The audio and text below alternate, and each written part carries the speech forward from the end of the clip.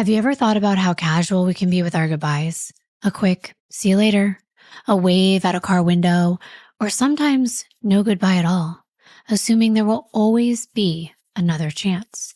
Many of us never pause to think that this might be it, the last smile, the last conversation, the last time we'll ever see that person again. This case is about exactly that. How one ordinary Friday night with friends, just laughing over dinner and fixing a truck, ended with a goodbye that no one imagined would be final, because sometimes our most routine moments become the memories we replay forever, haunted by the words that we never said, the hugs we never gave, and the goodbyes we never knew we needed.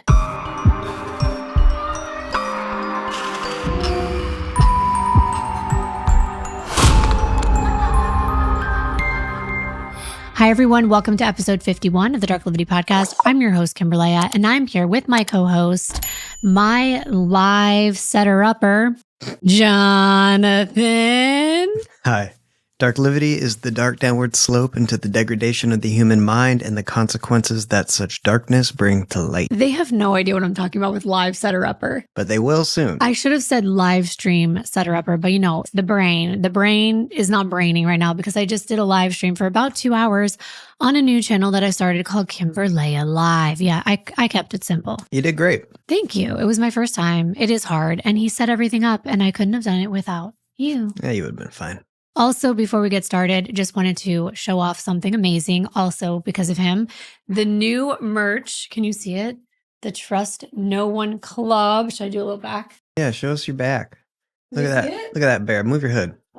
How cute is that? I'm going to put a picture up on the screen because that did not do it justice. The Trust No One Club Cub. Exactly. He's so cute. So that is for sale right now. Also, what he's wearing, one of my favorite pieces as well. It says sick on it. You kind of can't see it, but that's such a nice tie-dye shirt. I love tie-dye like that, especially black and white. So look below for the Darklivity link there if you want to support us and what we do here. Just a little FYI, we're doing our very best to stay consistent, but we are finishing our home. And for those of you that are watching, this is what our kitchen is at this point. And then we can start moving. But I'm sure you're aware moving is a huge undertaking. With a teenager, an infant, 2 dogs, it's a lot. So stay with us, stay tuned. We're going to get back on track anytime we're delayed, we promise. But, life happens. We appreciate all of you. And please don't forget to come see us at CrimeCon. It's getting close. We're so excited. We're going to be coming there in September to Denver, Colorado. We also have a special code for you below in the description box for money off. And why don't you start us out today? All right. It was late. A typical quiet Friday night in Auburn, Georgia, February 7th, 1997. You know those nights when everything feels ordinary. You're just running through your normal routine, dinner with friends, a little chit-chat, then heading home. You've probably done this hundreds of times yourself, right? But what if tonight, on this perfectly normal evening, you disappeared without a trace? Well, 30-year-old Doug Dissendanger left his friend's house around 10 o'clock p.m., planning a straightforward 50-minute drive home. Now, Auburn isn't exactly the kind of place where people suddenly vanish into thin air. It's quiet, it's suburban, it's nestled comfortably in Gwinnett County. This is a town where your neighbors wave hello to you every morning, a place known more for its friendly farmers markets and Auburn Day festivals than a mysterious disappearance. Doug had just finished helping his friend Tom Nesbitt fix the spark plugs on his truck after a delicious home-cooked meal with creamy fettuccine, fresh green salad, iced tea, the kind you sort of linger over, laughing and swapping stories. Now, Doug said his goodbyes. He pocketed Tom's old spark plugs, thinking they might come in handy later. Typical Doug, he's always resourceful and always thoughtful. He hopped into his Chevy Caprice, waved goodbye to Kathy and Tom from the driveway, and rolled down the dark road, headlights slicing through the night. It was chilly, so Doug zipped up his black jacket tighter. He checked his watch and probably thought about getting home soon to Kelly, his wife, and their 3 children. A quick trip home, a warm bed waiting, it was simple enough, right? But Doug never walked through his front door that night. The next morning, as sunlight was creeping through the curtains of their Auburn home, Kelly rolled over in bed and noticed something strange. Doug's side of the bed was completely untouched. Imagine that sinking feeling, the kind you get when you realize that something is horribly off. You tell yourself, it's fine, but deep down, you know that it's not. Kelly tried to reassure herself. Maybe he fell asleep on the couch. Maybe he just got home late and he was tired and he didn't want to disturb her sleep. But Doug wasn't on the couch. His car wasn't parked outside either. The driveway was empty, and there was just a stillness over the house. She frantically called her friend Pam in a panic, and Pamela knew Doug. She knew he would never just disappear like this, so she raced over, and together they called the Nesbitts, Tom and Kathy, hoping for reassurance. Kathy confirmed that Doug left around 10 p.m. Their house was just 15 minutes away, so where could he have gone? They reached out to hospitals, jails, but there was nothing. Doug's father, Douglas Sr., got the dreaded call that no parent ever wants to receive. Imagine that phone ringing, and you're hearing the words, "Your son is missing," and that feeling of your heart just dropping. By afternoon, friends from the Atlanta Church of Christ rallied around Kelly. Instead of canvassing homes for charity drives as they planned, they canvassed the streets of Auburn, searching desperately for Doug. They combed roads, back alleys, wooded areas, looking for anything, hoping that Doug would just show up. But it was clear that Doug had vanished. Police initially brushed it off. Doug was an adult. Maybe he needed space. They said he probably just needed some time to cool off. And I want to say, do you guys ever notice how quickly people are to assume someone willingly walked away? Exactly, because he's of 8, he's an adult. He's like 30 years old. But the friends who knew Doug, you'd know something sinister was unfolding. Then 2 days later, Sergeant James Bell was patrolling the notoriously shady area near Luke Edwards and Indian Shoals roads, famous for illegal hunting grounds and teenage drag racing. And this time it was quiet, it was lonely. So he's creeping along the roads and he noticed something there. A burnt-out car, still slightly smoking, abandoned in the shadows. Sergeant Bell's heart sank. He walked closer, noticing a man nearby acting suspiciously.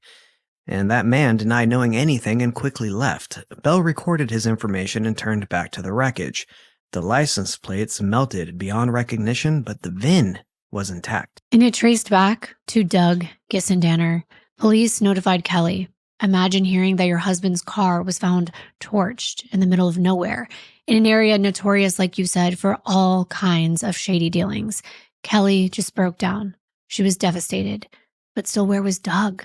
So let's rewind the clock. Before Doug's story took such a dark turn, there was another side entirely, a life filled with promise, kindness, and stability. So how did someone like Doug, a man known for his integrity and warmth, end up so violently taken from this world? Doug was born Douglas Morgan Dissendanger on December 14th, 1966 in DeKalb County, Georgia, right outside Atlanta. Now picture this, a wealthy suburb, families waving hello on Sunday mornings as they headed to church, kids riding bikes in quiet cul-de-sacs, and this was Doug's childhood neighborhood. It sounds idyllic, right? It almost feels like the backdrop for one of those feel-good family movies from the 80s. And in many ways, Doug's early life was exactly like that. Doug was raised by his parents, Douglas Sr. and Suzanne, alongside his two sisters, Lee and Jennifer. And this wasn't just any family. They were dedicated, loving, and deeply faithful members of the Atlanta Church of Christ. Religion wasn't just a Sunday thing for them. It guided every aspect of their lives. Doug's faith wasn't casual or superficial. It was profound. It shaped how he treated people, his choices, and the paths he took. And from the beginning, Doug was exceptional. Everyone has that friend, the one that's effortlessly good at everything, whether it's sports, school, friendships. And for Doug, that was his life. But what set Doug apart wasn't just his natural abilities, it was how humble and generous he was. At Buford High School, he shined academically as well as athletically. He was a leader and someone that his classmates and teachers could trust implicitly. When he graduated in 1985, he was just a young adult with limitless potential. Doug had a special gift. He could fix almost anything, especially cars. His talent for mechanics was borderline genius, seriously. If you gave Doug a rusty old Chevy, he could turn it into a showroom masterpiece. And this wasn't just a hobby, it was Doug's passion. Him and his father spent countless weekends restoring cars, like the iconic 1957 Chevrolet. They painstakingly rebuilt piece by piece, each nut and bolt meticulously inspected and restored. Imagine the satisfaction Doug had felt watching something broken and forgotten transform into something beautiful again. But Doug didn't just fix cars. He fixed situations. Have you ever met someone who would literally pull over to help a stranger stranded on the side of the road? That was Doug. flat tire, dead battery, Doug was your man. He had almost the superhero type quality about him. He would always show up at just the right time, always ready to help.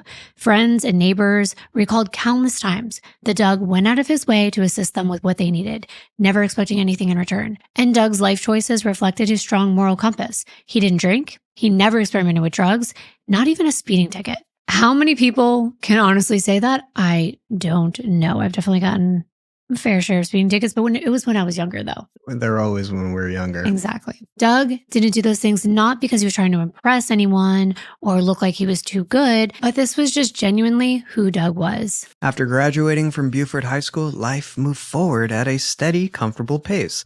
Doug landed a solid job surrounding himself with supportive friends and envisioned a simple, happy life. But everything shifted dramatically when he met a woman named Kelly Brookshire. We always wait to meet the one, and this was that moment for Doug. Kelly's upbringing was the polar opposite to Doug's. While Doug's life was stability and comfort, Kelly's was chaos and trauma. Kelly Renee Brookshire was born in 1968 in Lawrenceville, Georgia, to her mother Maxine and her father Larry. Her little brother Shane came 1 year later, and Kelly was adorable with dark brown hair and eyes and cute freckles across her face. But unfortunately, all the smiles were just for the camera. Kelly grew up in a house dominated by alcoholism, violence, and neglect. Her parents fought all the time, and school wasn't any better. Kelly was bullied. She was bullied for everything, from wearing oversized hand-me-down clothes to her big glasses, and she always felt like she didn't belong. You know those heartbreaking childhood stories that follow you into adulthood? That was Kelly's reality, and I feel bad that there are so many children who don't have attentive parents, who don't pay attention and help them with even their clothes, even to wash up or even their hygiene. That was what happened to her. She was really neglected by her family. When her parents divorced, it felt like a relief, but tragically, things only got worse. Kelly's mother remarried a man named Billy Wade, and he was even worse than her father, subjecting Kelly to emotional torment and alleged SA starting when she was only about 11. She was constantly locked in her room while she could hear her mother being hurt. Growing up under such circumstances leaves scars that don't just fade away. They shape every relationship, every choice, and every interaction, and for Kelly, that trauma followed her. Yeah, and she was called ugly, she was called stupid by Billy, and she felt worthless. She felt unwanted and never good enough. Finally, she thought things were going to get better because her mother decided to divorce Billy. Right, and this was just before Kelly entered high school. Maxine packed up the kids and moved to Winder, Georgia, about an hour from Atlanta. Kelly had trouble fitting in right away because of her insecurities. She was also 6 feet tall, towering high over all of her classmates.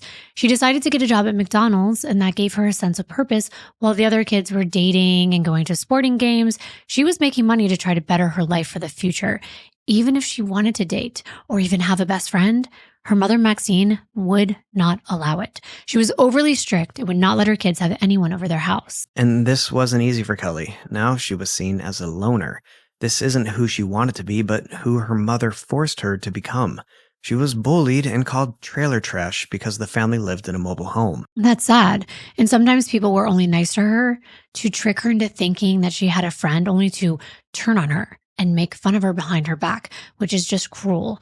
But finally, her senior year, she met a girl at school named Mitzi Smith, someone who became her real first best friend. Mitzi was there for her, especially when she found out that she was pregnant. Being a senior and also pregnant would be hard enough, but she also was constantly getting hate and bullying.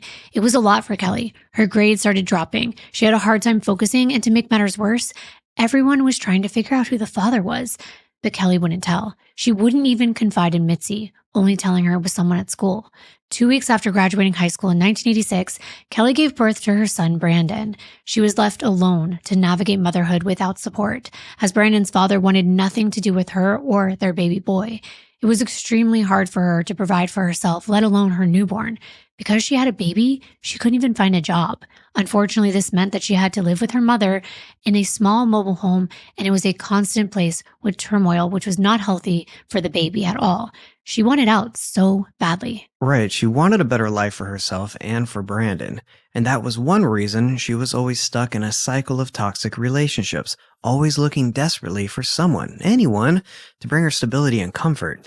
But nothing ever lasted. She even got married to a guy named Jeff Banks a few months after Brandon was born, but that only lasted about 6 months before it all fell apart and they were divorced. Well, it fell apart not because of Kelly or even Jeff.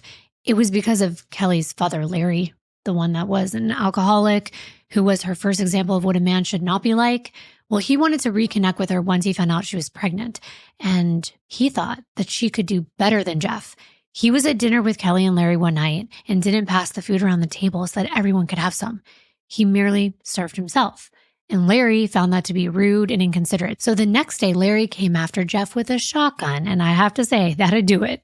Now Kelly was 19 and a single mom again, and all she ever wanted was a deeper relationship, someone who wanted her around, a companion to do life with. She kept wondering if she would be alone for the rest of her life, until Doug came along. Kelly was 21 at the time, and it was March of 1989. She and Doug met through mutual friends, but because of what she experienced with men in the past, she was reluctant to get to know Doug. But she couldn't help but to be interested because he was so kind. From their first interaction, something just clicked. Doug was everything Kelly never had. Stable, compassionate, faithful, and caring. And Kelly was cautious. But you have to ask, who wouldn't be after what she had been through? Of course, but Doug's gentle nature, his sincerity, and especially his immediate acceptance of her son Brandon made her let her guard down. You know those movie moments when everything just suddenly makes sense? That was Kelly meeting Doug, and suddenly there was hope for her. Plus, she found him very attractive, which was a plus. He was tall, which was good. It was a must for her because she was 6 feet tall. He had dark hair and dark eyes with a big smile, and his sobriety made him stand out among all the other guys she dated in the past. She found him to be very handsome and hoped that maybe he was interested in her as well. By that time, Kelly had tried to learn how to care for herself. She would do her hair. She got glasses that fit her face. And Doug wore glasses too. Not that he would have made fun of her for hers. But, she was traumatized by that. So that right away made her feel like, oh, he gets me. He understands me. He's not going to do that to me. So she agreed to go on a double date with Doug and another couple. Doug was 22 and super excited to finally meet Kelly. He'd heard a ton about her, especially her reputation for being a bit of a party girl. Doug was more chill and laid back, but he liked that Kelly took the lead and got the conversation going. After that, they just clicked and talked the whole night. At some point, Kelly opened up and told him she had a 2-year-old son. She wasn't sure how Doug would take it, but he told her he loved kids, and it didn't scare him off at all. Honestly, he was kind of happy about it. He really wanted a family, so it felt like a chance to sort of play house. And after that, they started seeing each other more regularly and hanging out all the time. To Kelly, Doug was the man she never thought existed. Almost too good to be true. He came from a good family, they were well off, and they were well known in town. He had a really good upbringing. Everything that Kelly longed for. They both liked going to church and began going together every Wednesday and Sunday, and soon they were officially girlfriend and boyfriend. Doug was a devoted partner who actually loved her and Brandon without any conditions. And when Kelly found out that she was pregnant, just 2 months into the relationship, Doug was ecstatic. Doug's parents may have been a little apprehensive about the couple getting married so quickly because they announced they were having a ceremony that September. But then they found out that Kelly was 4 months pregnant as she stood there saying her vows, and they were genuinely happy for their son and his new family. And next was the house. Doug and Kelly moved into a small home in Beaufort that year, and little Kayla was born a few months later in July of 1990. Their little suburban life was picture perfect, like a fresh start, like redemption for Kelly and fulfillment for Doug. Kelly's friends noticed she was smiling and nonstop. She finally had what she always wanted. But then life took a turn when Doug lost his job. Kelly was a stay-at-home mom, focusing all of her energy on both Brandon and Kayla. They were forced to sell their home, and it was a tough pill to swallow, especially with 2 children. Then they were forced to move in with Doug's parents. To support his family, Doug made a tough but necessary decision. He joined the Army. He knew it would offer financial security, discipline, and opportunity. Doug was assigned to Germany, with Kelly and the children joining him overseas. And I can't imagine what that would be like for a child growing up on a military community. Also, just the shift from living in America to living in a different country, not knowing the language, Oh, yeah. when you're already a young child learning your first language. During his time in the Army, Doug was stationed with the Tank Division during Operation Desert Storm. As part of the military, Doug was set on a special assignment to the Iraq-Turkey border as part of their efforts to prevent Iraqi troops from crossing the border. This assignment required Doug to be stationed at a military base in a foreign country, isolated from his loved ones. Yeah, so he would have to travel aside from being in Germany. Like he was on missions while they were living on the base. But mind you, despite all of this, Doug thoroughly enjoyed his time in the military. Well, Kelly did not share the same sentiment. Being alone on an army base in a foreign country with two small children was very challenging for Kelly. The constant separation from her husband and the responsibility of raising their children alone took a toll on her well-being. She was alone, she was bored, and increasingly restless. She started struggling, and she did not have great coping skills. I mean, we have to remember where she came from. She was lonely, and she began trying to make friends in the area, and soon it was rumored that she was spending money recklessly, blowing Doug's paychecks right when they hit their bank account, and accumulating debt. She would even throw parties at their home with the kids around, and possibly was hooking up with other men. Of course, no one's relationship is immune to bickering, but this was enough for Doug and Kelly to start arguing with one another. Plus, Kelly was now alienated from all the other army wives. No one wanted to be around her because they knew that she had a bad reputation and didn't want to get in trouble with the army. The military chaplain intervened and tried to counsel Kelly and Doug through their issues, but by then, Doug's commanding officer had to let Doug know that if Kelly didn't move off the base, he'd be facing consequences. After Doug confronted Kelly a number of times, he gave her an ultimatum: return to Georgia with the kids or their marriage is going to suffer. Doug had to focus on his job and not all the distractions Kelly was creating. But Doug was feeling broken. The last thing he wanted to do was be away from his family, but it felt selfish to pursue his career and leave Kelly all alone. So it wasn't long before Doug was back in Georgia, reunited with his family in October of 1991. After finishing his mission, Doug hoped to mend him and Kelly's relationship. Kelly wasn't happy about his return. She had felt abandoned by Doug, and no matter how hard they tried, the distance between them was just too much. They really did try, but they realized it was best if they got a divorce. They filed it in late 1992, and it was finalized in May of 1993. And by that time, Kelly had her own idea. She would go into the army. And by this point, Doug's parents were actually happy that Kelly was going to be out of there. She had been staying with them. They had concluded that she was no good for their son. And Kelly found out quickly that the army was no joke. And though it did provide benefits, the pros definitely did not outweigh the cons. And Kelly came up with another idea. In order to get out of the army, she needed a medical reason. And what was the easiest thing she could think of? Well, pregnancy, of course. She had apparently already been dating a few different men casually, and eventually she got pregnant with a close friend who was also in the army. He was being discharged due to cancer. So Kelly got to go home, although it was back to her mother's house, and now with 2 children and a third on the way. In November of 1993, she gave birth to Jonathan Dakota, who went by Cody, and sadly, his father passed away a couple months before he was born. All the while, Doug could not move on. He was heartbroken, especially when he heard that Kelly had another child. At first, he was hoping it was his. But of course, it was easy to do the math and realize that they hadn't been together when she got pregnant. Doug was struggling. He believed Kelly was his soulmate. He felt terrible that she was so lost and that the relationship had fallen apart, and he took a lot of the blame for that. If he had been able to get a job nearby and not be shipped off to another country, maybe their marriage would have lasted.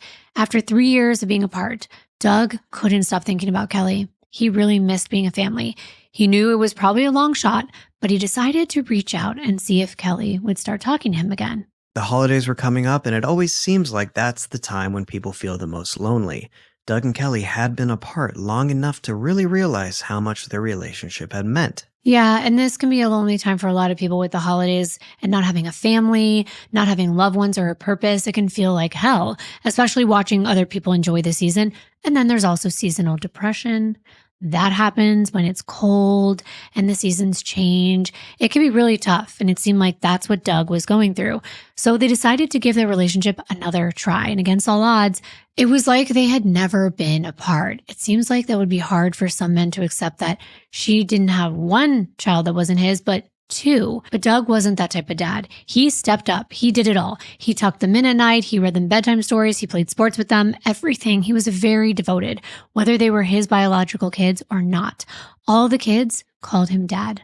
Doug was a really good man. He put everything behind him and asked Kelly to remarry him. And she said yes.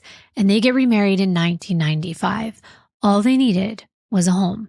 Kelly knew that would really help with stability, especially with 3 kids. Doug wanted to do everything to make sure this time their marriage lasted forever. So he started looking, and finally he bought a 3-bedroom, 2-bath home at 363 Meadow Trace Drive in Auburn, Georgia.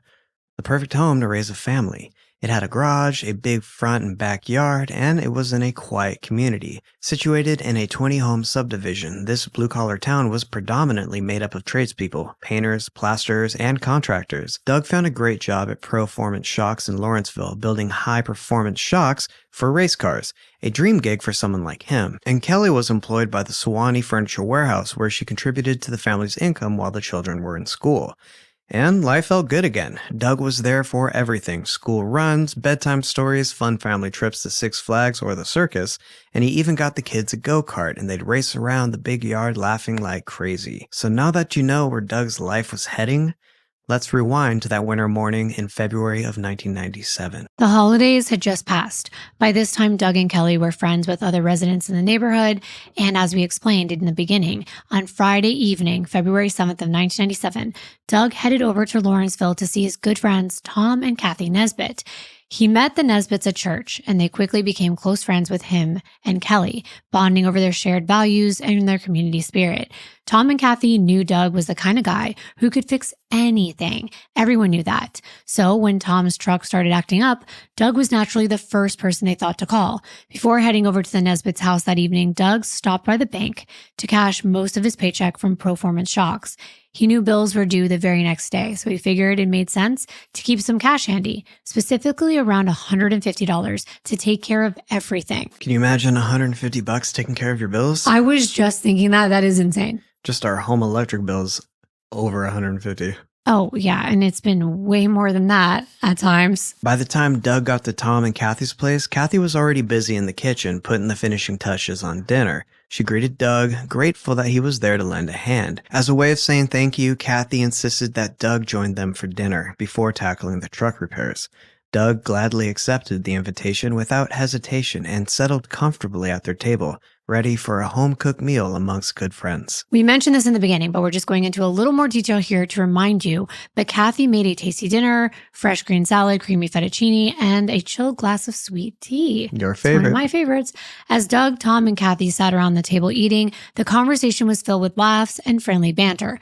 After finishing up and feeling content for the meal, Doug then headed out to the garage with Tom to work on the truck. The two men quickly tackled the task, swapping out the spark plugs on Tom's truck. Doug even saved the old plugs, tucking them into his pocket, figuring that he could reuse them on his own car later. A small but typical example of how resourceful he was. And one that I think many men can relate to, always saving the most random items just in case, I swear. Especially screws. Oh my gosh, they're just everywhere. Like, what do you need them for? You never know. Okay. By the time Doug said his goodbyes and left the Nesbitt's house, it was around 10 p.m. As he waved goodbye to Kathy, he mentioned he was heading straight home to get some sleep. And remember, it was only about a 15-minute drive. But as he drove off into the darkness, nobody could have imagined that Doug would never make it back. Because it was so ordinary. It's just like, bye, see you later. Not a big goodbye. Nothing like that. Because you think, oh, we'll see him the next day. We do that all the time. You never think of that. Oh, yeah. That night, Kelly had plans with 3 of her friends to go to a party. So she brought the kids over to her mother's house for the night. She got home late, but she noticed that Doug wasn't home. Now, she didn't think anything of it because she knew he was over Tom's fixing the truck, and Kelly had trouble sleeping. So she decided to take a sleeping pill to get some rest, especially since it was a night. She had a break from the 3 children. She needed to get a really good night's sleep. The next morning on February 8th of 1997, around 7 a.m., Kelly's alarm is blaring. She wakes up. She realizes that Doug is not in bed with her, and that was strange. It looked like he hadn't even slept in the bed at all. That was even more strange. This definitely wasn't like Doug. And when more time went by and he didn't return home, Kelly got worried. She called Nancy and Tom, but they said the last time they saw him was at 10 p.m. and he was on his way straight home because he told them he was tired already. Kelly had to pick up the kids from her mom's, and Doug still wasn't home by the time they got back. They had plans that morning. Doug and Kelly had volunteered at the Atlanta Church of Christ to go door to door around the community, spreading the word to parents about how important childhood health care is and offering free resources at the church clinic. She knew how much Doug was dedicated to children and the church, so he wouldn't just walk out on this commitment. So she started to question whether he had possibly been in a car accident on his way home. This wasn't the day and age when cell phones were as prevalent, except for those big brick ones. Yep, in the center console, and they were attached to the vehicle, so you couldn't, and they were like in a weird bag. Right. And pagers were a thing, but it wasn't as if Kelly could just ping Doug's location or anything. So where was he? Kelly called her neighbor, Pam. It was also her very good friend. She went with her out the night before as well, and she told her that Doug was just gone. So they called around to hospitals, but he hadn't been admitted.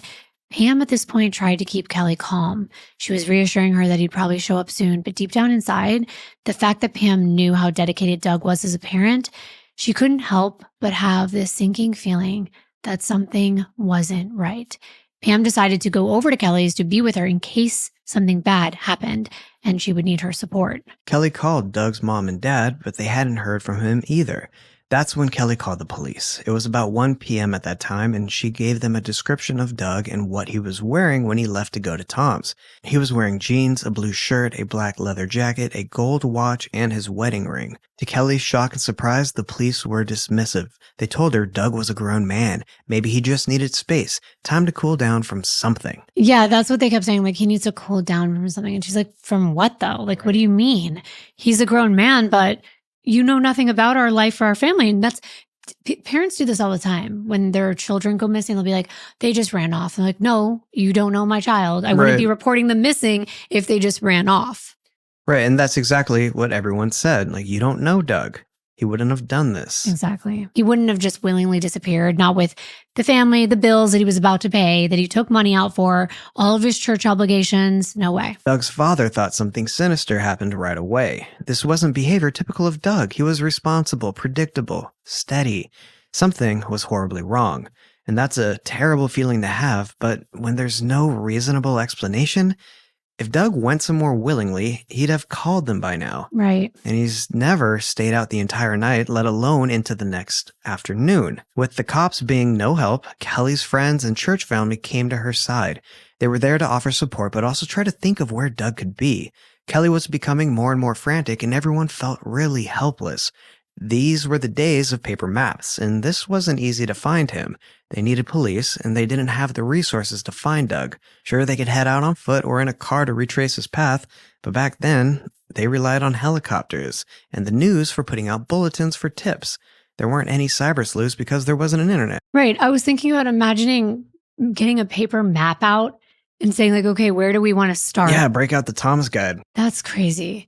The news picked up this story and everyone was concerned and looking for signs of where Doug could have gone. And then 2 days later, on February 10th, 10 miles away, about a 20-minute drive out in this rural area, Sergeant James Bell from the Georgia Department of Natural Resources was on his ordinary patrol.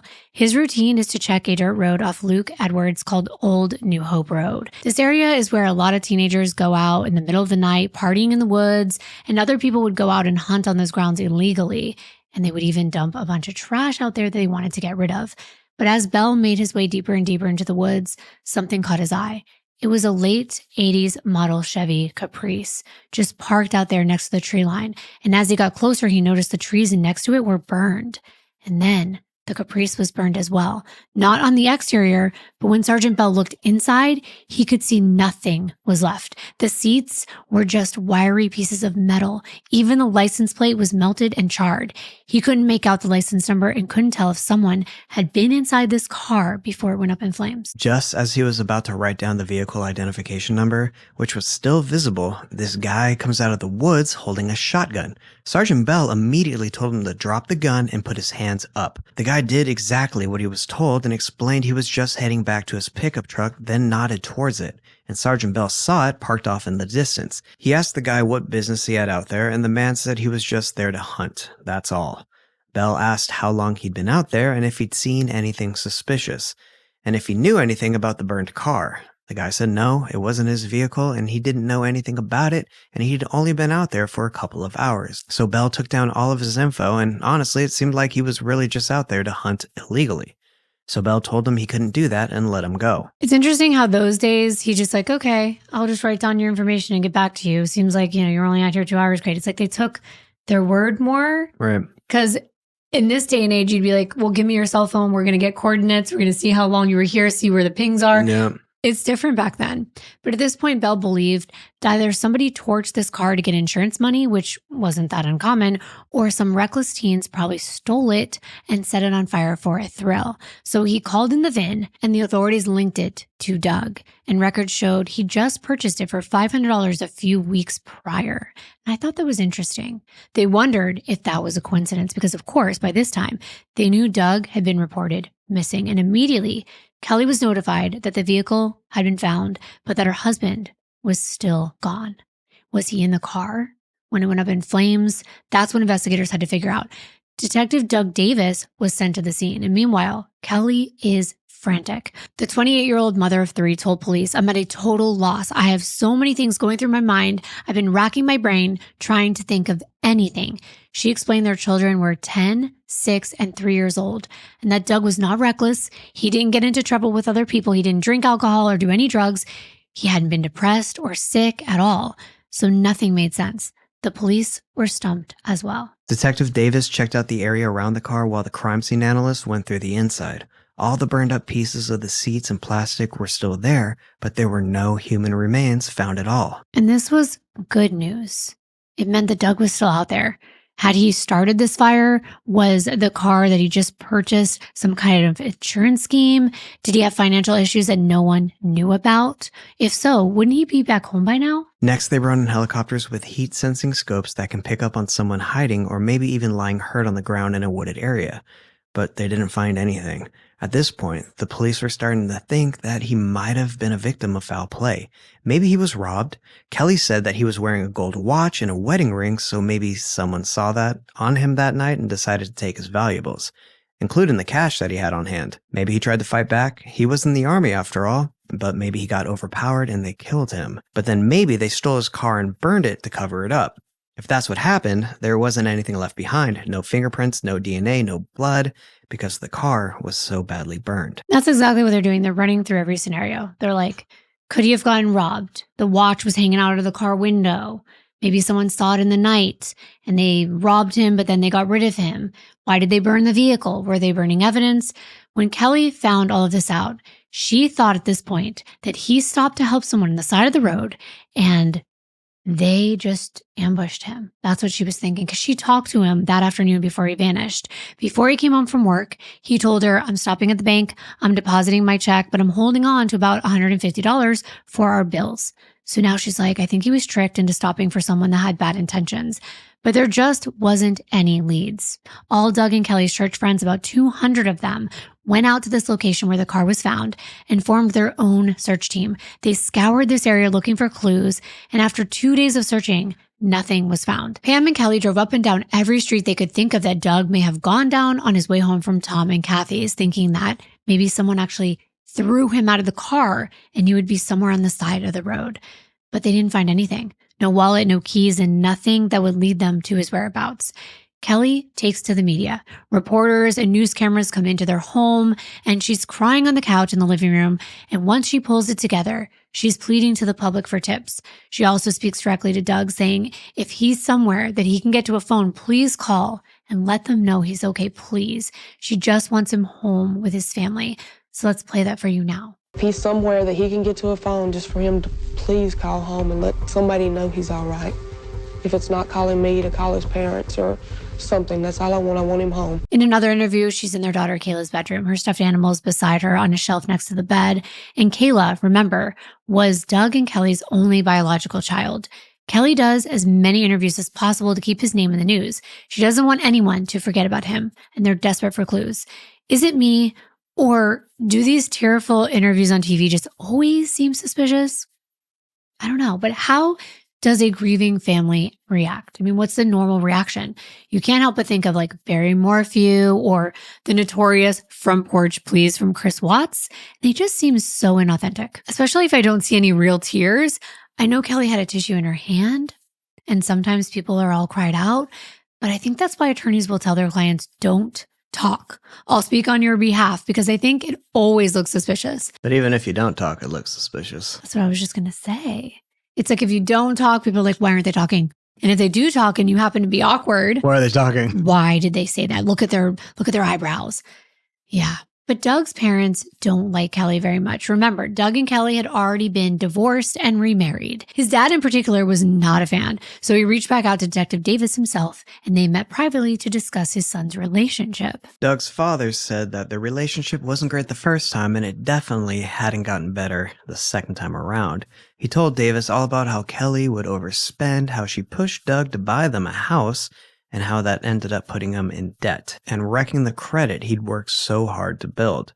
And not only that, Doug Sr. told Davis that Kelly liked to party, and that never really changed. Even after becoming a mom to 3 kids, she was barely around. She'd drop the kids off at her mom's trailer and go out with friends, and a lot of the time she just left the kids at home with Doug.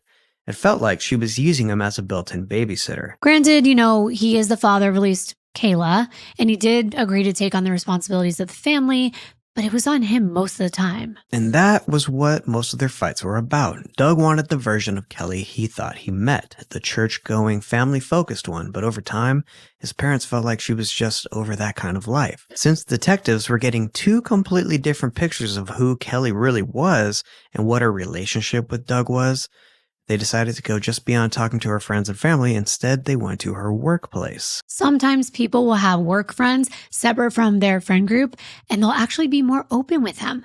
So detectives interviewed Kelly's coworkers and supervisors.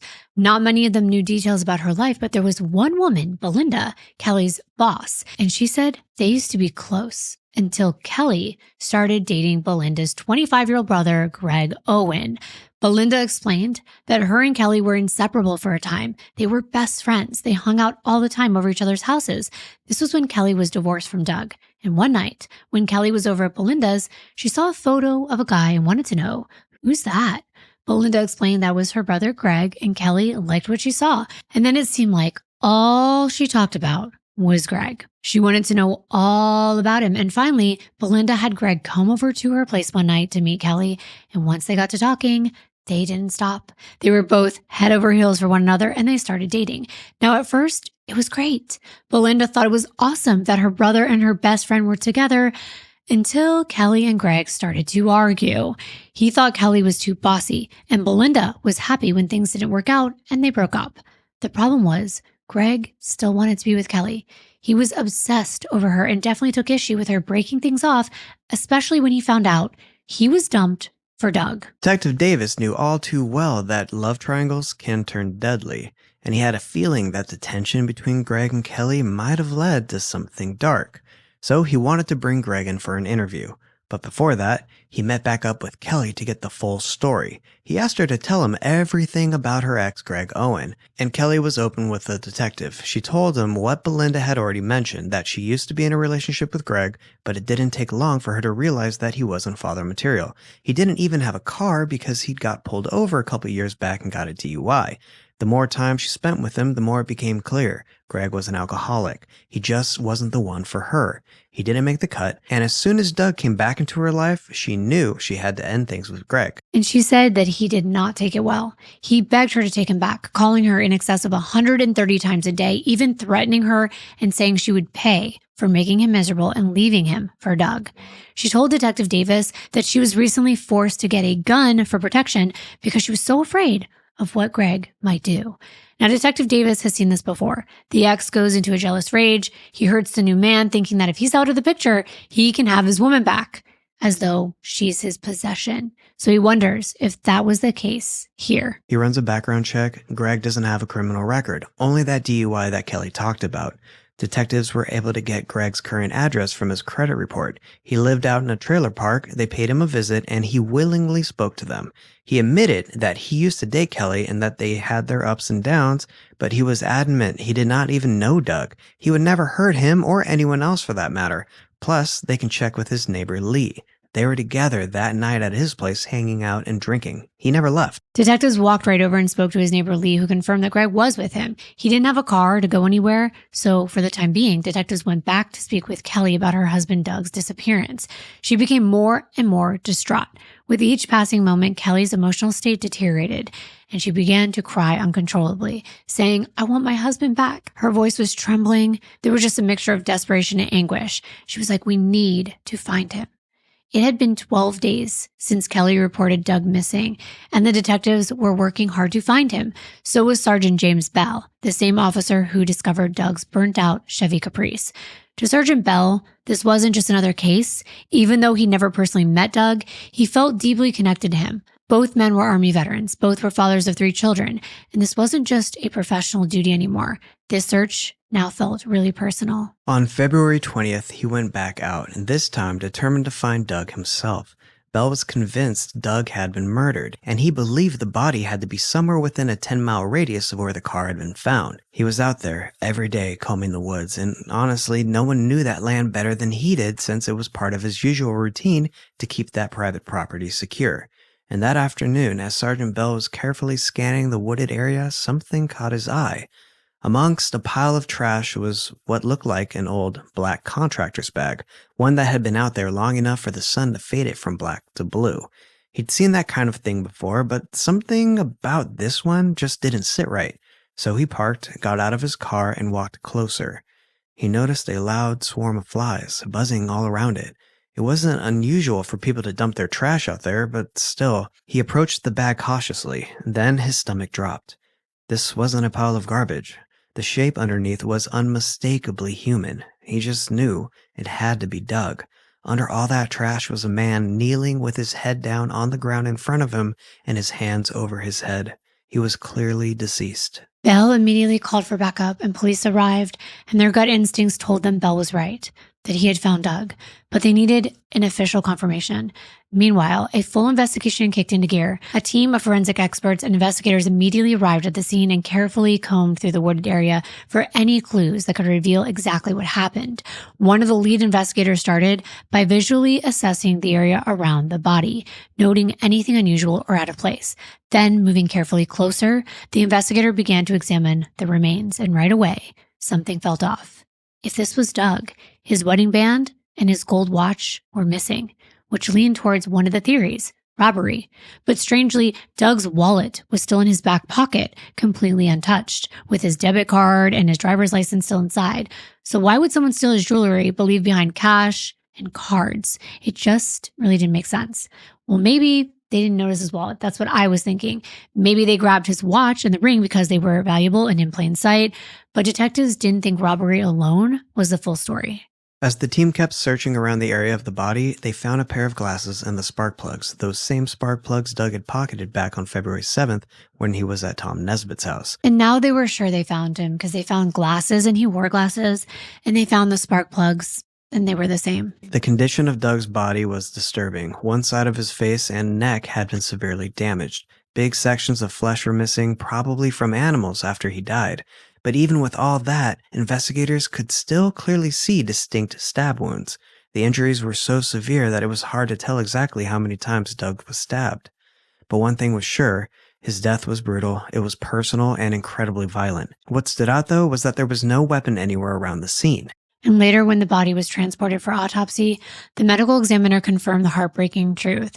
They identified 30-year-old Doug Dissendanger conclusively through his distinctive Tasmanian devil tattoo and his dental fillings. Doug's autopsy results were chilling. The medical examiner determined he had suffered at least 4 distinct stab wounds, primarily to his neck and his back. But due to the severity of his injuries, it was suspected that the actual number may have been as high as 7. His manner of death was homicide, and his cause of death was multiple stab wounds to the neck. It was also clear that Doug had endured severe blows to the head from a blunt object, likely inflicted just before he died. But one detail was especially haunting. Despite Doug being an Army veteran, trained in combat and self-defense, his body showed almost no defensive wounds at all. In fact, the only sign of a struggle was a tiny, superficial scratch on his index finger. So it raised a lot of questions. Was Doug caught completely off guard? Or did he know his attacker and never imagined they would harm him? When Sergeant Bell first came across Doug's body, the position was deeply unsettling. Doug was on his knees with his head pressed to the ground and his hands tucked under him near his head. The medical examiner later said that this posture likely meant Doug had been forced onto his knees before he was brutally stabbed. Once detectives learned about the stab wounds from the autopsy, they quickly returned to the crime scene, desperately hoping to find the murder weapon. Despite meticulously searching the surrounding area, combing through the leaves, dirt, and brush for any trace of the knife, investigators came up empty-handed. The knife used to kill Doug was nowhere to be found. While back at the scene, Detective Davis theorized there had to be 2 perpetrators. Why? Because this was a very remote area. Nothing was within walking distance, and they believed Doug was forced to drive his car out there, which meant the person who did this to him went with him in Doug's car, which they later found burned. So they would have needed someone to pick them up. Now was time to deliver the heartbreaking news to Doug's wife, Kelly. Officers made sure to pull her into another room away from the children, and once they were out of earshot, they told her they found Doug's body. And Kelly froze. She was just staring. She was stoic, like she wasn't present at all. A typical sign of shock.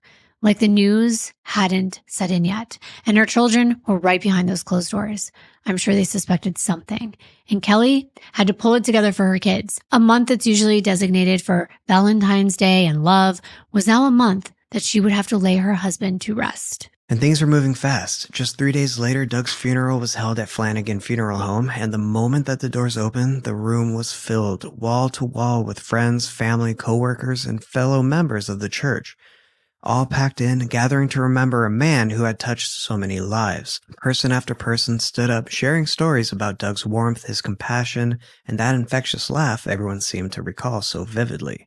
He was remembered not just for what he did, but how he made people feel.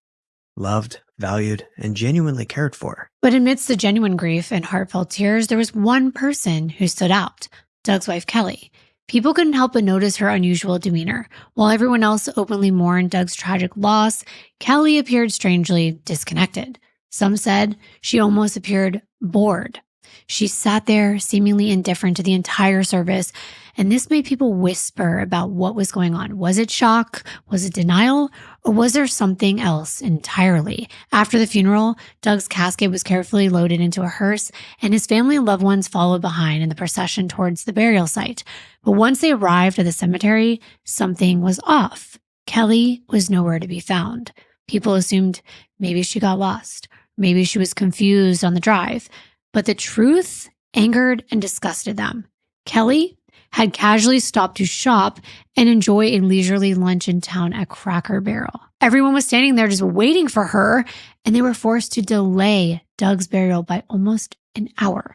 This wasn't the first time Kelly had kind of run off to do something else that people thought were a little odd. When everyone was searching for Doug, when this first happened and he went missing, Kelly left with the kids and she went out shopping. Now, to some, this may actually be innocent.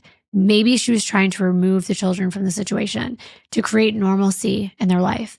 But to make a pit stop on your way to your husband's burial, that did seem very odd. No kidding. When Kelly finally arrived, her behavior took an even stranger turn. She burst into hysterical tears, dramatically flinging herself onto Doug's casket, wailing loudly and even stepping onto the freshly packed earth of his grave. This spectacle felt exaggerated, almost theatrical, leading mourners to question its sincerity. These sudden, intense displays of emotion contrasted with her earlier indifference, making many people wonder if Kelly's grief was genuine or simply an act designed to draw sympathy and attention. If she's not emotional enough, people think she's cold, but if she is emotional, then she's faking grief. But Doug's parents had seen other things. They sure did. When they met at the Flanagan Funeral Home to arrange details for Doug's memorial service, at one point, the funeral director asked how many copies of Doug's death certificate would be needed. And before anyone could even consider the question, Kelly quickly blurted out 10, and the room was quiet. Everyone was stunned. I don't think I would even know how many death certificates I need, So exactly. that's How did crazy. she instantly know such a precise number? To Doug's family, it felt really upsetting, as if Kelly had already carefully calculated everything in advance. Her immediate response seemed less like preparation and more like proof of something really dark. That's why Doug's family couldn't shake the feeling that Kelly was somehow involved in his death. Their suspicions only got stronger when they found out that Doug had set up a life insurance policy valued at $10,000 and Kelly was the beneficiary. Now, on one hand, yes, we have seen cases where someone kills someone else to collect life insurance, but those policies are usually very large, like $1 million policies. And it's not uncommon to have life insurance. It's not nefarious to list your husband or your wife as your beneficiary. And Kelly had 3 children to take care of on only one income now. Detectives weren't totally sure if Kelly's behavior was suspicious, but they decided to check back in with Doug's dad. He said that there was a whole other side to Kelly. She wasn't the sweet, church-going, Sunday school teaching soccer mom she portrayed. According to him, she almost got Doug kicked out of the army. And we had already heard that she was lonely, partying, and spending all of Doug's money. But his dad gave a lot more context. He said that she was cheating on Doug with multiple other army wives' husbands. Exactly. That was why the wives were distancing themselves from her. Nobody liked Kelly. There were numerous complaints that were coming in against her, and Doug's commanding officer demanded that she leave the base after several other men were discharged for their affairs with Kelly. So Doug's dad said her cheating never stopped and mentioned how she got pregnant with another man's child and how heartbroken Doug was. He was like, she ruined his credit and his life. And he truly thought that she had something to do with his murder. Sure, I understand Kelly is unlikable, but there was no concrete evidence linking her to this crime. But someone else noticed Kelly's odd behavior, someone who knew her very well, and it was her best friend, Pam. She felt guilty for not coming forward sooner, but she spoke to Detective Davis again, and this time divulging more information about what Kelly really was doing when she was supposed to be at church. She was having an affair with Greg Owen. Pam explained the relationship was not over as far as she was aware. There were at least 2 occasions not too long ago when Pam noticed Kelly sneaking behind Doug's back and meeting with Greg. Once at an abandoned house, and the other time, Pam herself actually drove Kelly out to a motel after she dropped the kids off at her mother's. Pam tried to stay out of her friend's business, but Kelly bragged about how much fun Greg was in bed, TMI, and Pam was disgusted. She told Kelly she was wrong for cheating on Doug, but Kelly was like, it's just physical. I don't want anything serious with this guy. Come on. Still, Pam didn't approve, but she knew she couldn't talk Kelly out of it either, so she just tried to push it into the back of her mind until now. She just didn't want to lie or leave out any details. The detectives asked her if she told them everything now, and she said, yeah, except maybe one other thing, but she wasn't sure if it was significant. She remembered that the night they went out together was the same night that Doug disappeared. It was Kelly's idea, but at some point, the ladies had just gotten their drinks, they were headed to the dance floor, and Kelly got a page on her pager. And for those of you that are a little younger, think cell phone, but it only buzzes and beeps, and the screen only shows a number you can call back or a code that you make up between you and your friends. Like 143 equals I love you, or 911 means call me back immediately. Well, Pam said, after that page, Kelly's demeanor completely changed. She was withdrawn and wanted to leave. She even mentioned she had a bad feeling like something horrible was about to happen. Pam thought that was really odd. She was either clairvoyant or she knew more than she was letting on. After detectives spoke with Pam and uncovered Kelly's ongoing relationship with Greg, they wasted no time securing a search warrant for her phone records. They wanted to see if Kelly's earlier claims that she feared Greg and tried distancing herself were true or not. When detectives finally got their hands on those records, the results were startling. In just 2 weeks leading up to Doug's murder, there had been over 40 calls exchanged between Kelly and Greg. And even more suspicious, the majority of those calls had been placed by Kelly herself. This directly contradicted her claim that Greg was harassing her and that she feared him. The detectives received another troubling tip. A coworker of Doug's pro-formance shocks confided that he'd overheard Doug having a heated phone call shortly before his disappearance. Doug, sounding distressed, had explicitly mentioned being threatened by none other than his wife's boyfriend. Wow, so he knew. So Doug knew this was going on. That's sad. Piece by piece, the puzzle was beginning to come together, and the picture it made looked much different from what detectives initially imagined. As they continued piecing together the puzzle behind Doug's murder, their attention quickly turned back to Greg Owen. Born in 1971 in Clinton, South Carolina, Greg's early life was strikingly similar to Kelly's. He also grew up in a home overshadowed by violence and instability. His father was a heavy drinker. He was aggressive. He would have outbursts, often targeting their mother.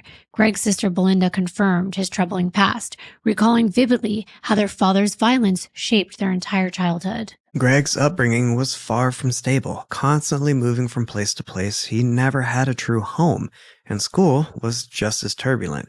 Greg changed schools more than 18 times, never having a chance to form lasting friendships. Those who knew Greg described him as quiet, shy, reserved, and someone who just kept to himself. To most, he was a loner, and that kind of person who stayed firmly in the background, unnoticed and overlooked, especially by women. Throughout adulthood, Greg lived a transient lifestyle, drifting between various towns, working odd jobs wherever he could find them, rarely settling anywhere for long. But everything changed when his sister Belinda introduced him to Kelly. Greg, who had limited experience in relationships, quickly became infatuated. To him, Kelly represented something he'd desperately been missing, a sense of connection, belonging, and even love. At that time, Greg was living modestly in a trailer park in Cumming, Georgia, but meeting Kelly felt like a turning point. He believed he'd finally found the woman of his dreams. Belinda wasn't so sure, though, because she started seeing another side to Kelly. She would scream at her brother, throwing temper tantrums whenever she didn't get her way. But nothing Kelly did seemed to matter to Greg. He was wrapped around her finger. It was actually surprising when Kelly left Greg to get back together with Doug. But Belinda was just glad she was out of her brother's life.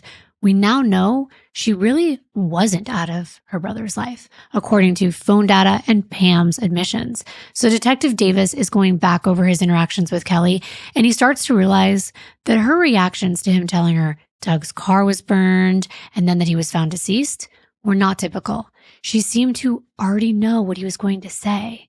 And sure, there are times that worst case scenarios will cross a person's mind, but most loving wives hold out hope. Now, with lies being uncovered and discrepancies in Kelly's story, Davis turns his attention back on her and her previous statements. The fact that Kelly had told police that Doug was wearing a gold watch and his wedding band, and those were the items that were missing, that stood out. Usually when someone describes what someone was wearing, they focus on their clothing. And sure, sometimes you're asked if the person wore any jewelry, and that would stand out. But it seemed odd that she mentioned those two items. Yeah, and I'm just going to tell you now, things are going to get really intense. Davis calls Greg back in for a second interview, and this time they're not playing around. They revisited Greg's alibi, that guy Lee, the friend who originally vouched for him, saying that he was with him on the night that Doug vanished. Well, under the intense pressure of a potential jail sentence, that friend quickly changed his story. He admitted that around 6 p.m. that evening, someone had come to pick Greg up. And while he wasn't absolutely certain who it was, he suspected it had been Kelly. Now, when detectives confronted Greg with this new revelation, he was visibly shaken. He was a very timid guy to begin with, and it was clear that he was carrying a heavy burden, one that he was finally ready to release. After considering his limited options and facing a real threat of the death penalty, Greg made the decision to accept a plea deal from the state. He knew it was his best shot at avoiding execution. He said he was ready to tell Davis what he knew. What became apparent from what Greg began to tell him was that Kelly was very controlling, especially in the bedroom, meaning she used her body to get what she wanted. Greg wasn't used to having a woman giving him attention, let alone playing out every fantasy that he had. Before he knew it, he felt like he was falling in love with Kelly. And this all happened while Kelly and Doug were divorced. But then Greg came forward and said his relationship with Kelly never really ended, even after she got back together with Doug.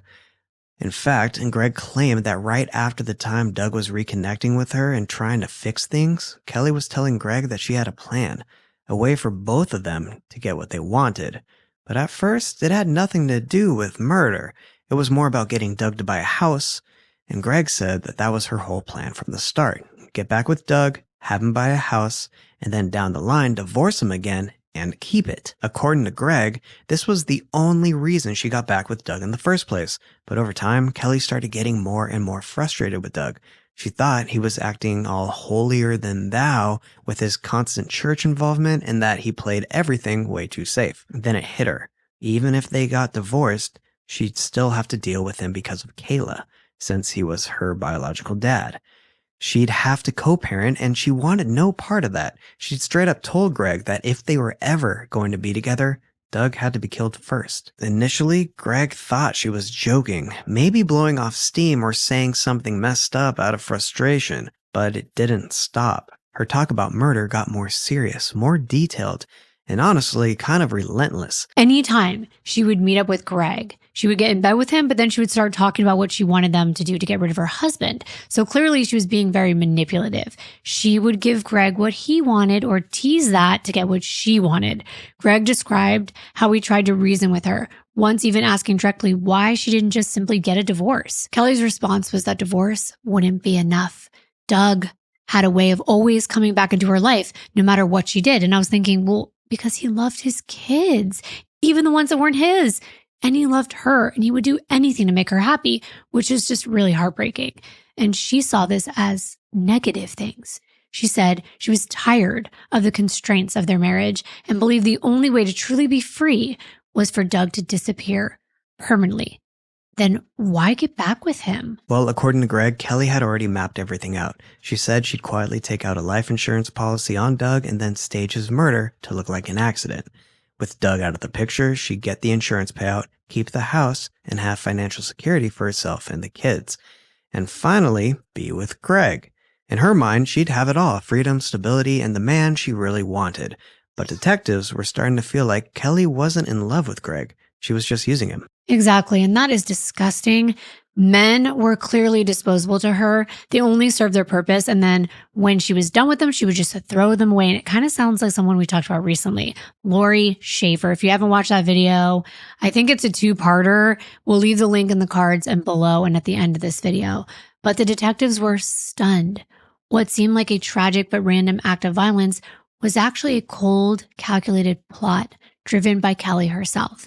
And now Greg was desperate to save himself, and he was ready to tell them everything. Greg laid it all out in chilling detail. The night Doug disappeared, February 7th, 1997, he said Kelly picked him up from his friend's place around 6 p.m. and drove them straight to her and Doug's house in Auburn. The plan was disturbingly straightforward. Greg would wait somewhere in the shadows and wait silently for Doug to come home. Once Doug walked in, Greg was supposed to confront him. Before Kelly left the house for a night out with friends, she handed Greg 2 weapons, a knife and a nightstick, and left him alone in her home waiting for Doug's return. So Kelly went out so she would have an alibi. So it's all starting to come together. And Greg described hiding in the dark, waiting anxiously for hours until finally around 10:30 p.m., Doug pulled into the driveway with his Chevy Caprice. Before Doug could even open his car door, Greg moved quickly out of the shadows holding the knife. He grabbed Doug by the neck, forced him inside of the car beside him, and pressed the blade against Doug's throat, demanding that he drive. As Doug drove nervously down the isolated roads, Greg kept the knife firmly in his lap, his presence a constant threat. They eventually reached Luke Edwards Road, a secluded remote area, and Greg instructed Doug to stop the car, and both men got out. Greg then forced Doug to walk about 200 yards uphill deep into the woods, maintaining constant pressure with the knife at Doug's neck. Doug, now fully aware of the danger he was in, began desperately pleading for his life. But I guess all Greg could hear was Kelly's voice in his head telling him what he had to do for them to be together. He forced Doug to get on his knees by holding the knife to him and ignoring his desperate pleas. And without hesitation, Greg began to strike Doug in the head with the nightstick, knocking him backwards onto the ground. Doug just lay there defenseless, but Greg didn't stop. He continued delivering the blows until Doug was motionless, and finally Greg took the knife and repeatedly stabbed Doug in the back and in the neck, ensuring there was no chance that he would survive. That is so cold and heartless. And as Doug was laying there lifeless, Greg followed Kelly's explicit instructions. He removed Doug's wedding band and gold watch, staging the scene to make it look like a robbery gone wrong, just as Kelly had planned. Greg revealed to detectives that he and Kelly had arranged a secret signal. Once Doug was dead, Greg would drive to a nearby payphone to page Kelly's beeper with the numbers 1, 2, 3.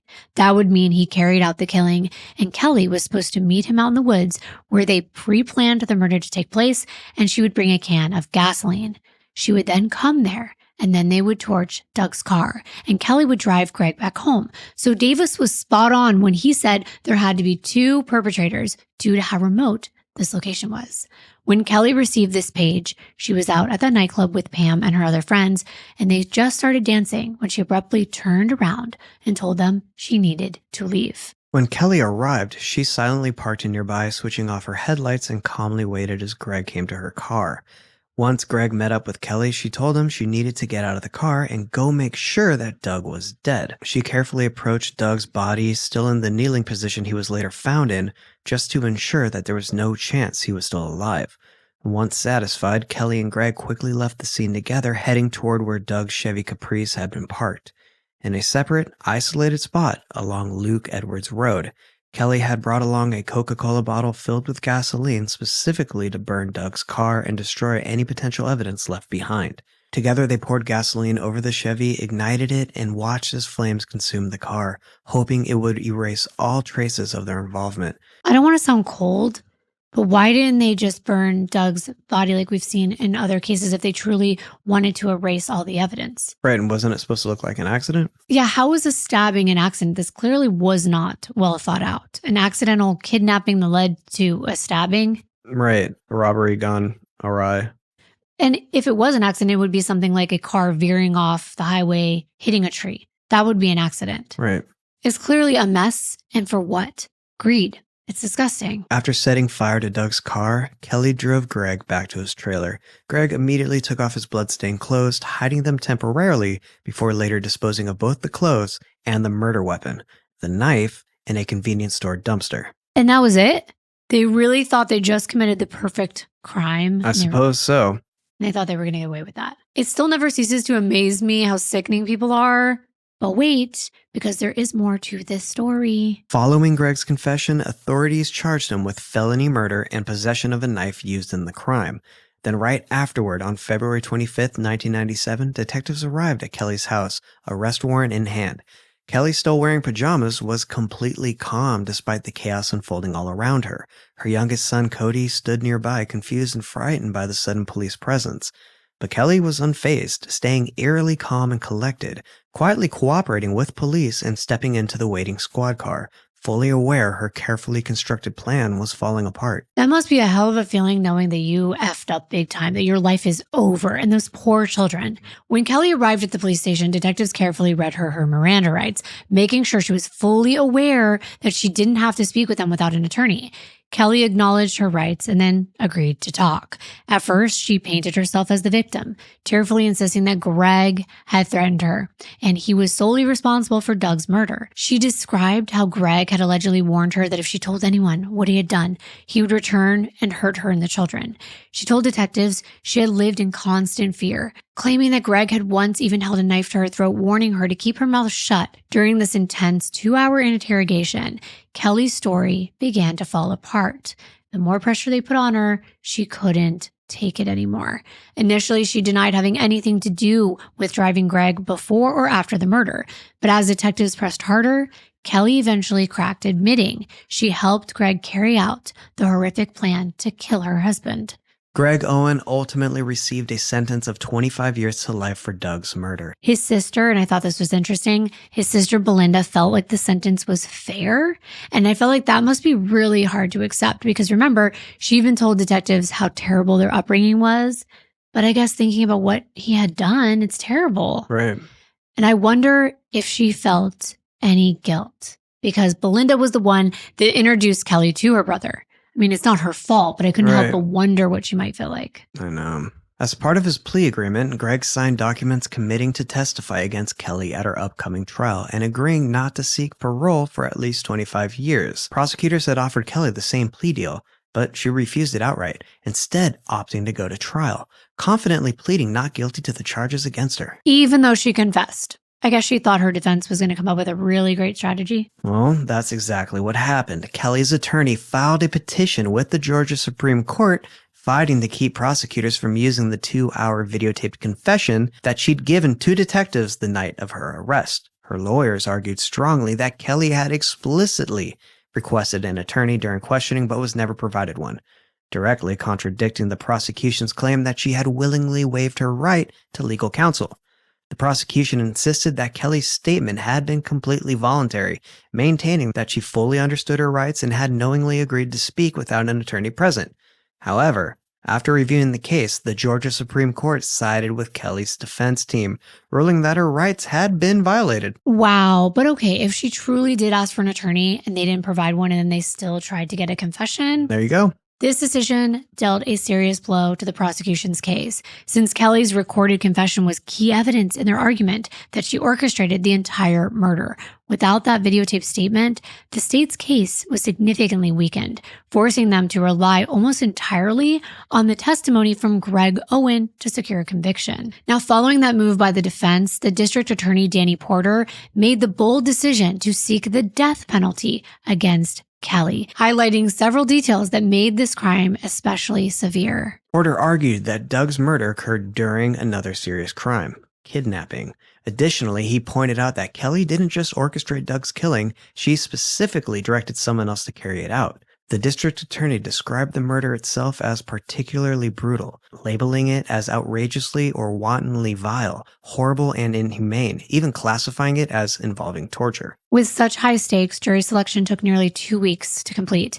It's usually a lot more intense for death penalty cases, and after 12 jurors were finally chosen, they were immediately sequestered in a local hotel isolated from the outside influences, which I really think we need more of these days with so much social media and ways to watch a trial online and look at the news so easily. But on November 2nd of 1998, the highly anticipated trial of Kelly Dissendanger officially began in Lawrenceville, Georgia.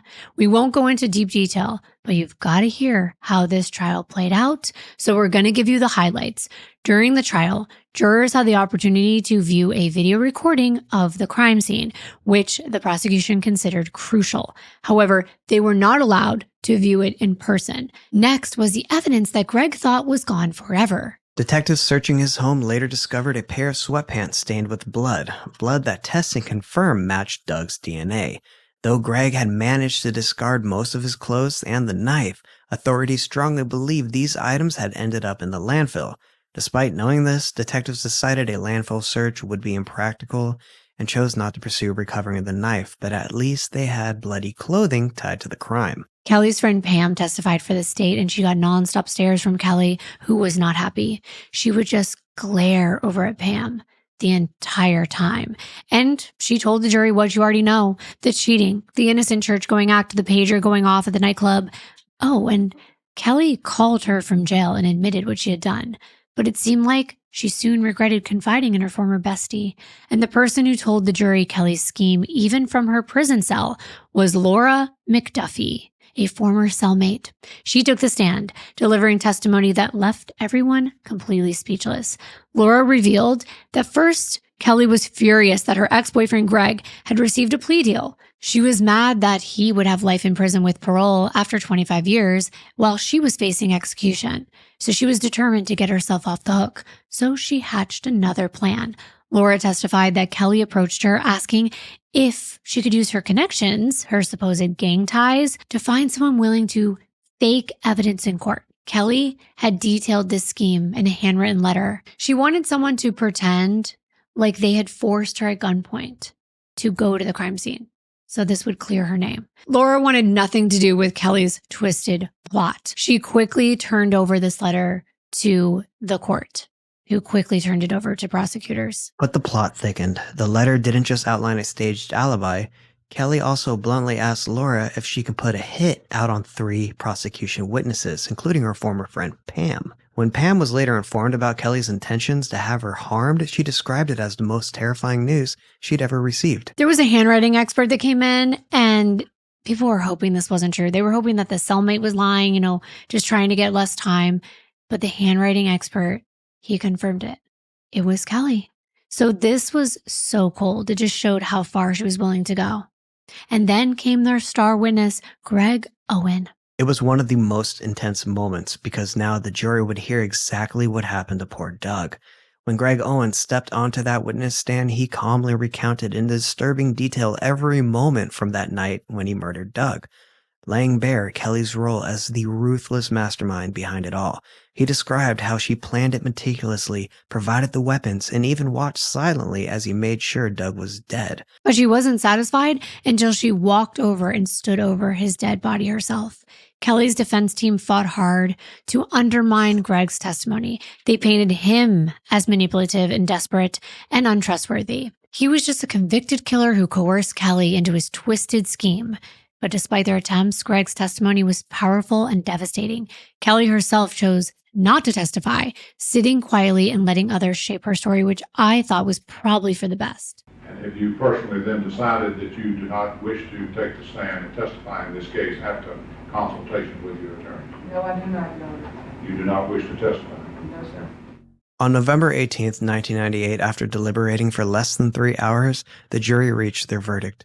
Guilty. The courtroom was full of emotion. Don't forget, Kelly had 3 young children. The oldest was only 11 years old. And it was a mix of cheers and sobbing. Outside, 25 of Doug's coworkers from Proformance Shocks, just finishing their shifts, paused as the news broke, and they began cheering and clapping.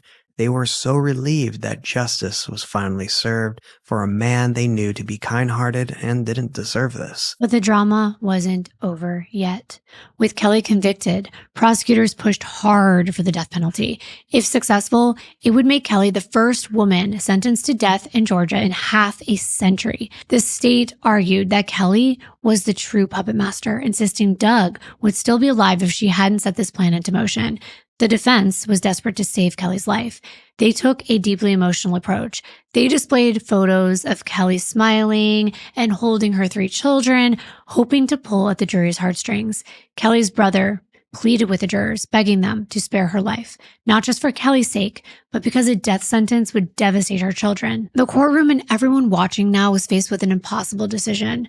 Could they look beyond Kelly's horrific crime and spare her life for the sake of her own children? Or was her cold, calculated cruelty deserving of the ultimate punishment? And that's really tough. Part of me thinks that, okay, it's easy. She's a killer. Even if she didn't do it herself, like she planned it, let's get rid of her. But then sometimes my heartstrings do get pulled and I'm like, death is the easy way out. Let her live with what she's done. Let her children have at least one parent still alive. But I'm torn. Because is it fair that she still gets to breathe?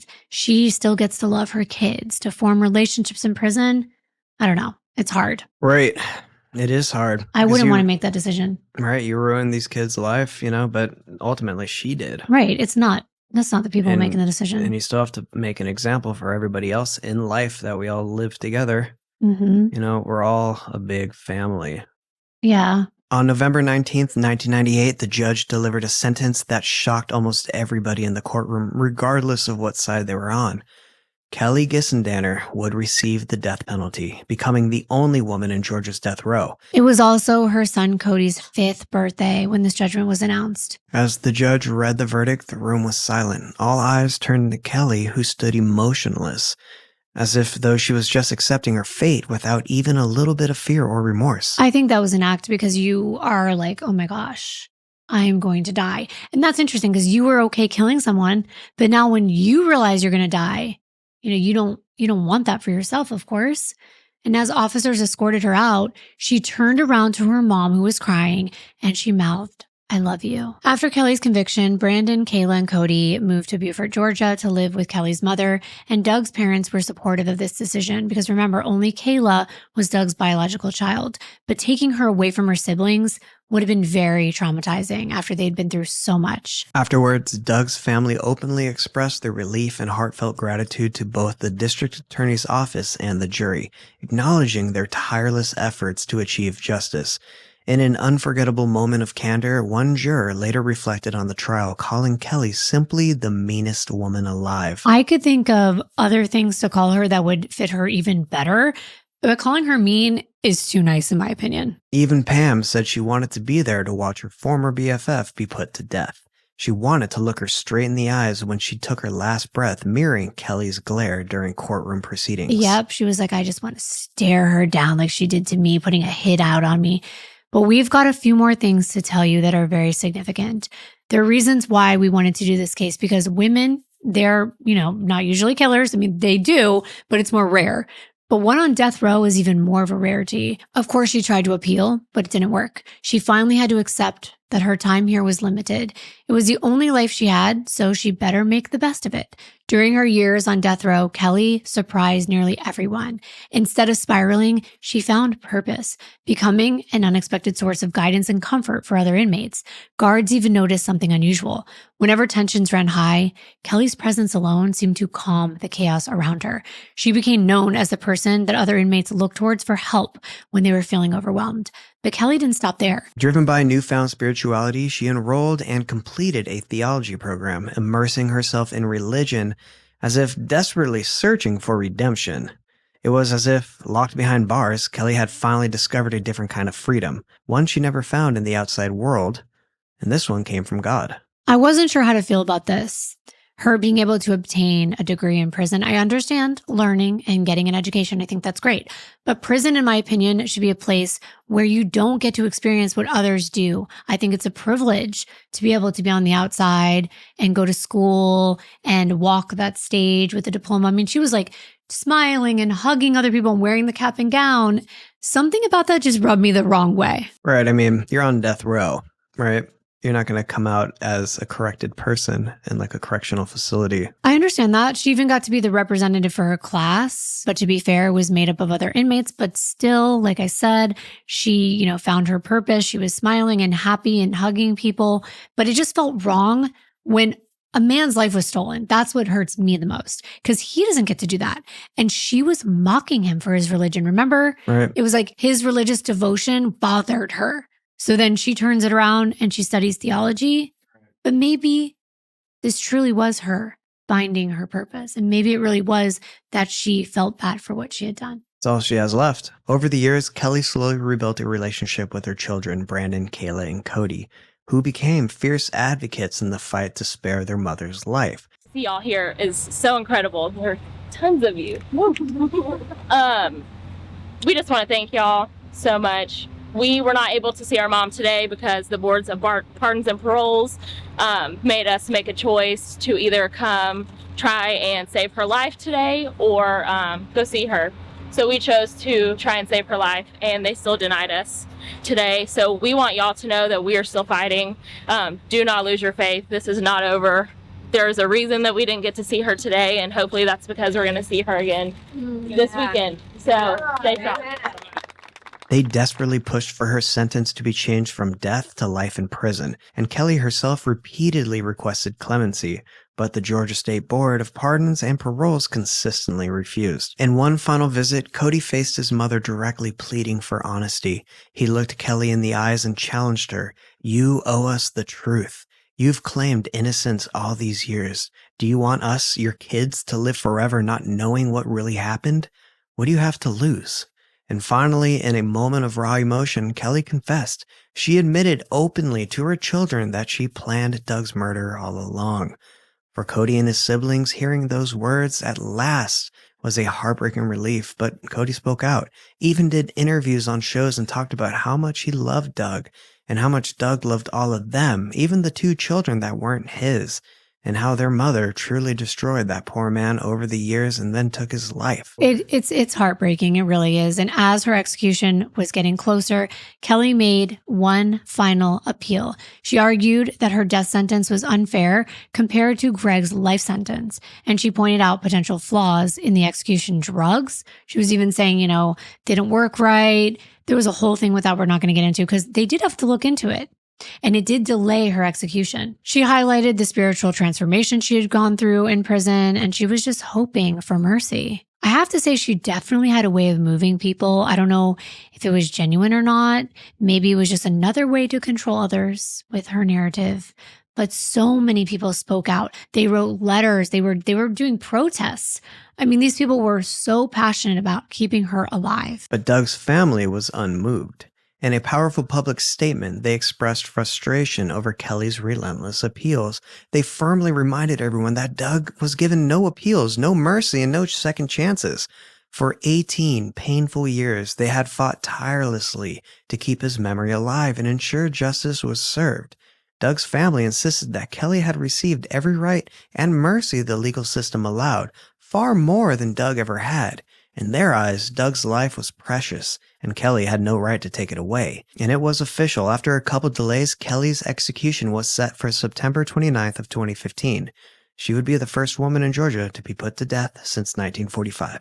She was allowed to have a final meal. I used to have a podcast where my best friend and I would talk about serial killers, and sometimes we would try to guess their last meals. In this case, Kelly requested cornbread, buttermilk, 2 Whoppers with cheese and all the extras, 2 large order of fries, cherry vanilla ice cream, popcorn, and a lemonade. Yes to the french fries and the popcorn, but I don't like any of the other things. But I've never had a Whopper in my life, so I don't know. That might be good. I feel like they kind of taste like a Big Mac. Okay, then I would like that. On September 29th of 2015, Kelly made her last phone call to her family, and it was really sad. It was the final goodbye that her children would get, and she was accepting her fate. The following will be a statement made by Kelly Renee Dissendanger, GDC 357507, on Tuesday, September 29th at approximately 5:16 p.m. I just want my kids to know that love still beats out hate. And I want the Dissendanger family to know that I'm sorry. And because of me, a good man lost his life. And I want to tell my kids I love them so much and I'm so proud of them. And I love you, Sally. And I love you, Susan. You let my kids know I went out singing Amazing Grace. And tell the Dissendanger family, I am so sorry that amazing man lost his life because of me. And if I could take it back, if this would change it, I would have done it a long time ago. But it's not. And I just hope they find peace. And I hope they find some happiness. God bless you. But even in her final moments, Kelly held tightly to her faith that she found on death row. Then in the silence of the execution chamber, Kelly did something that no one expected. She started singing Amazing Grace. And she was singing it beautifully from what I've heard. I mean, she was steady and it was like haunting because it was echoing through this small chamber. And then as the song got to its peak, the lethal injection was put into her arm, but she was still singing. And she sang all the way until she took her last breath. And then she just went limp. What did you think when she was singing Amazing Grace? What did I think? I was thinking she was saying her last prayer. What happened when she, I suppose, took her last breath? Was there anything that said she's gone? Was she look at anybody, the last thing she said? Or No, she was praying. And when she was not singing, she was praying and became silent. Process did not take very long. It began at 11 minutes after 12, and she was pronounced dead at 12:21. After the execution, you might think that closure finally came for Doug's family, but real life rarely wraps up as neatly as we'd imagine. Doug's family woke up each day afterward, still feeling the devastating emptiness of their loss. The tragedy was over in the courtroom, but at home, their pain remained raw. For Doug's father, Douglas Sr., his son's death was something he'd never truly get over. Every morning, he woke up with Doug immediately on his mind. The grief wasn't something that faded with time, it lingered, heavy and unyielding. Imagine losing someone you cherish deeply, and knowing that their last moments were marked by fear and betrayal. This reality was something that Doug's family carried every single day. Even as years passed, the Auburn community itself continued to hold Doug's memory close. He was remembered for more than just a murder victim. Doug was a good man. He was kind and endlessly generous, who loved fiercely and lived faithfully. To the community, he became a powerful reminder of how precious and fragile life can be, and how darkness can hide behind even the most ordinary seeming doors. Kelly's story is complicated. Her execution was a mix of reactions. Some saw her as a woman who made a horrific mistake, but had redeemed herself through faith and kindness in prison. Others couldn't look past the brutal act that she had masterminded, forever associating her name with betrayal, manipulation, and cruelty. Even her final moments singing Amazing Grace on that execution table, it left people divided. Was it genuine remorse and redemption, or was this like a final performance, that she was just getting the last say and last word? But they do give you your last word if you want it. Right. But in the end, Doug's family firmly believed that justice had been served. And I feel like it was. I mean, it's sad, but I know a lot of people are divided, and some people don't think that death is ever right, because taking a life is still taking a life. Right. And others are eye for an eye. But we want to thank you so much for being here for Doug's story, and we will see you in our very next video. Bye.